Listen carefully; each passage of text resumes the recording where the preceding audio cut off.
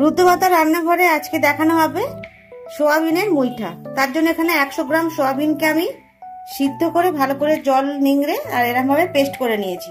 একটু দানা দানা থাকবে, একদম মিহি পেস্ট হবে না। এর মধ্যে কিছু উপকরণ আমি দিয়ে দেব। হলুদ দিলাম অল্প করে, একটু জিরের গুঁড়ো 1 টিস্পুন দিলাম, ধনের গুঁড়ো 1 টিস্পুন দিলাম, স্বাদ মতো লবণ দিলাম। আর এখানে আদা, রসুন আর কাঁচা লঙ্কা আমি পেস্ট করে রেখেছি। এখানে প্রায় 1.5 ইঞ্চির মতো আদা, 20 কোয়ার মতো রসুন আছে আর 4 থেকে 5টা কাঁচা লঙ্কা আমি পেস্ট করে রেখে দিয়েছি। এ থেকে আমি 1 চামচ এর মধ্যে দেবো আর বাকিটা গ্রেভির জন্য রাখবো। এখানে আমি 4 থেকে 5টা কাঁচা লঙ্কা নিয়েছি ঝালের জন্য, আপনারা আপনাদের পরিমাণ মতো নেবেন। পেঁয়াজ এখানে বেটে রেখেছি 2টো, খুব বেশি মিহি পেস্ট করিনি, পেঁয়াজটা এতে দেওয়ার দরকার নেই। এবার এটা খুব ভালোভাবে মাখবো। এখানে একটা মাঝারি সাইজের আলু আমি নিয়েছি, এর সঙ্গে খুব ভালোভাবে মেখে নেব। আপনারা আলুর পরিবর্তে বেসন দিয়েও মাখতে পারেন, তো আমি বেসন না দিয়ে একটা আলু দিলাম বাইন্ডিং এর জন্য। খুব ভালোভাবে এটা মেখে নিয়েছি। নুনটা একদম ঠিক আছে, ঝালটাল সবই সুন্দর, টেস্ট একদম ঠিক আছে। এবার আমরা যেহেতু সোয়াবিনের মুইঠা, এটা মুঠো করা হয় বলে এটাকে মুইঠা বলা হয়, তো এইভাবে আমরা বানিয়ে নেব। সব মুইঠাগুলো বানানো হয়ে গেছে, এটা এবার আমি তেলে ভাজবো। সর্ষের তেল নিয়ে নিয়েছি, তেলটা গরম হলেই ভাজবো। তেল গরম হয়ে গেছে, এবার মুইঠাগুলো ভেজে নেব।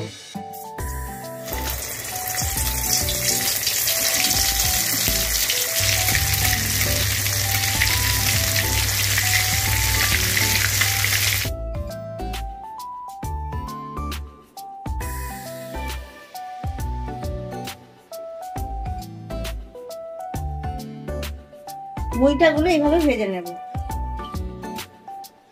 সব মুইঠাগুলো ভাজা হয়ে গেছে।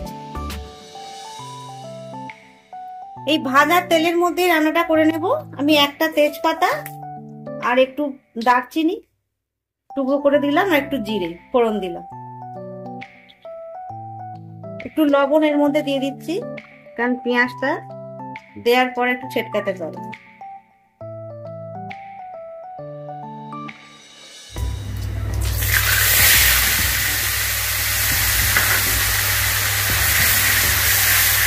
লবণ দেওয়ার কারণে আর ছেটতে হবে না।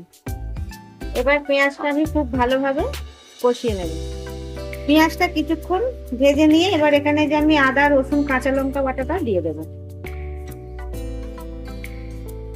আর লঙ্কাগুলো পাকা ছিল বলে একটু লাল হয়ে,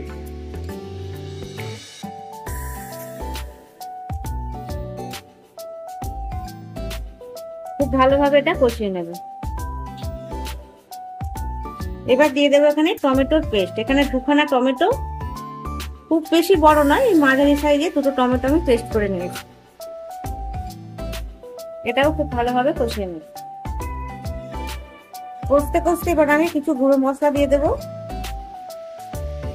1/2 টিস্পুন হলুদ গুঁড়ো,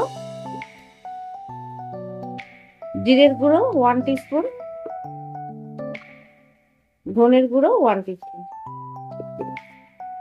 আর ঝালের জন্য যেহেতু আমি কাঁচা লঙ্কা ব্যবহার করেছি আর কালারের জন্য আমি কাশ্মীরি লঙ্কা দেবো ওই 1 টিস্পুন। আর লবণ আমার দেয়াই আছে, চেক করে তারপর দেবো। এবার খুব ভালোভাবে মশলাটা কষিয়ে নেব।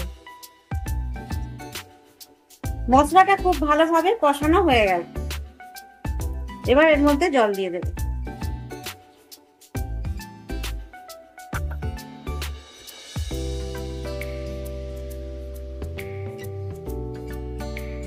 এই 2 বাটির মতো জল দিয়ে দেবো।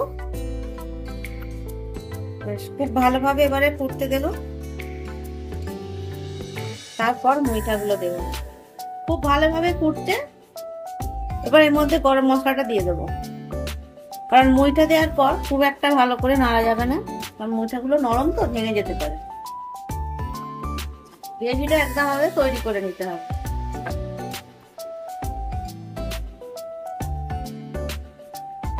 দুটো কাঁচা লঙ্কা একটু দিয়ে দিলাম চিড়ে।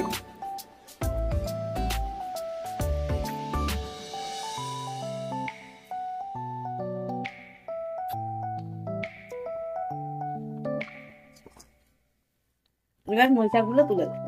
খুব একটা এটা পাতলা হবে না, একটু মাখা মাখা হবে।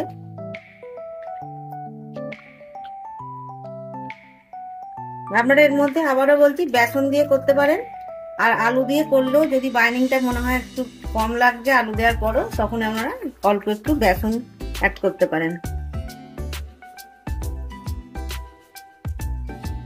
ব্যাস, এটা 5 মিনিট মতো ফুটে যায়, তারপরেই এটা আমাদের রেডি হয়ে যাবে। অল্প একটু আপনারা ঘি এতে ব্যবহার করতে পারেন।